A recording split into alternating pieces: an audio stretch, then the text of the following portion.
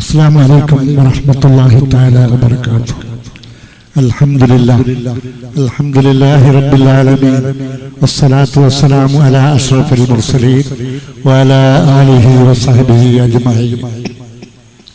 ഏറ്റവും നമ്മുടെ ഇന്നത്തെ അതിഥി ബഹുമാനനായ പ്രസംഗവേദിയിലെ ഉജ്ജ്വല വാഗ്മി ബഹുമാനപ്പെട്ട എം നൗഷാദ് ബാക്കബി ഉസ്താദ് അവർകൾ നമ്മുടെ എല്ലാമായ നമ്മുടെ നാട്ടിലെ വെള്ളി വെളിച്ചം, നമ്മുടെ നാടിന്റെ ദുഃഖത്തിലും സന്തോഷത്തിലും നമ്മോടൊപ്പം ഉപദേശം നിർദ്ദേശങ്ങൾ നൽകി നമ്മോടൊപ്പം ഒരു യുവ പോലെ ഏത് കാര്യത്തിലും മുന്നിട്ട് നിൽക്കുന്ന ഈ നാടിന്റെ എല്ലാമായ നമ്മുടെ ഖത്തീബും നമ്മുടെ മുദരിസും കാസർഗോഡ് ജില്ലാ സമസ്ത കേരള ജമിയത്തുൽ ഉലമയുടെ മുഷാബറ അംഗവും കൂടിയായ ബഹുമാനപ്പെട്ട ടി.കെ. അഹമ്മദ് ഫൈസി ഉസ്താദ് അവർകൾ, നമ്മുടെ പ്രിയപ്പെട്ട ജമാഅത്ത്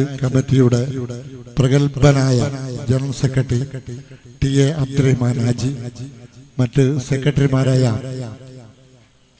വൈസ് പ്രസിഡന്റ് B.S. ശംസുദ്ദീൻ, സെക്രട്ടറിമാരായ അഷ്റഫ് ഓർണപുരം, സലീം ഗാലക്സി, പ്രിയപ്പെട്ട അബ്ദുറഹ്മാൻ മുസ്ലിയാർ, ഞങ്ങളുടെ മാനേജർ ടി.എ. മുഹമ്മദ് അഷ്റഫ്, നമ്മുടെ പ്രിയപ്പെട്ട സുഹൃത്തും ഈ കൂട്ടായ്മയുടെ എല്ലാമായ വാർഡ് കൗൺസിലർ B.S. സൈനുദ്ദീൻ, അതുപോലെ എൻ്റെ മുന്നിലിരിക്കുന്ന ജമാഅത്ത് കമ്മിറ്റിയുടെ ഭാരവാഹികൾ അവിടെ ഉണ്ടെങ്കിൽ വേദിയിരിക്കണം. അതുപോലെ തന്നെ ഈ കൂട്ടായ്മയുടെ ഭാരവാഹികൾക്ക്, എക്സിക്യൂട്ടീവുകൾക്ക് ഈ വേദിയിൽ ഇരിക്കാനുള്ള ഒരുക്കമുണ്ട്. വന്നിട്ട് ഇരിക്കാൻ വേണ്ടുന്നവർക്ക്, ഈ നാട്ടിലെ നല്ലവരായ നാട്ടുകാരെ, യുവ സുഹൃത്തുക്കളെ, സഹോദരന്മാരെ, വിദ്യാർത്ഥിനികളെ, കൂടുതലൊന്നും പ്രസംഗിക്കാൻ ആഗ്രഹിക്കുന്നില്ല. നമ്മളെല്ലാവരും ആകാംക്ഷയോട് കാത്തുകൊണ്ടിരിക്കുന്നത് നമ്മുടെ പ്രിയപ്പെട്ട നൗഷാദ് ബാക്കബി ഉസ്താദിന്റെ പ്രഭാഷണമാണ്. അതിനു മുമ്പ് ഒരു ഉദ്ഘാടന പ്രസംഗമുണ്ട്. നമ്മുടെ ഉസ്താദിന്റെ ഓർമ്മത്തിന് വേണ്ടി ഉദ്ഘാടനം ബഹുമാനപ്പെട്ട ഖാദിയാർ വന്നതാണ്. എൻ്റെ സ്നേഹം നിങ്ങളോടുള്ള സ്നേഹം കൊണ്ട് തന്നെയാണ് വന്നത് എന്ന് ഞാൻ അവിടെ മാലിക്കിനാട് പോയി സംസാരിച്ചു. ഞങ്ങളൊക്കെ ചായ കുടിച്ച് പിരിഞ്ഞു. നിങ്ങൾ സമയമാകുമ്പോഴേക്ക് വണ്ടി കൊണ്ട് വന്നോളൂ എന്ന് എന്നോട് പറഞ്ഞതാണ്. അതിന്റെ ഇടയിലാണ് ബാക്കബി ഉസ്താദിനും വിളിച്ചത്, നമ്മുടെ ഉസ്താദിനും വിളിച്ചു, എനിക്കും വിളിച്ചു. അദ്ദേഹം പോയി, തിരിച്ചിട്ട് സുഖമില്ല, വളരെ ക്ഷീണിതനാണ്. അള്ളാഹു ആഫിയത്തോടെയുള്ള ദീർഘായുസ് നൽകി അനുഗ്രഹിക്കുമാറാകട്ടെ.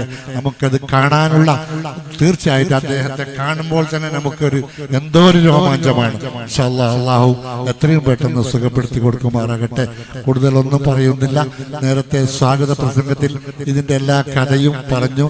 ഞാൻ കൂടുതൽ കഥ പറഞ്ഞുകൊണ്ടൊന്നും നിൽക്കുന്നില്ല. ഉസ്താദിനെ ആദ്യം ക്ഷണിച്ചു, പക്ഷെ നമ്മള് തീരുമാനിച്ചിട്ട് പോയെങ്കിൽ ഉസ്താദിന്റെ ഡേറ്റ് കിട്ടുന്നില്ല.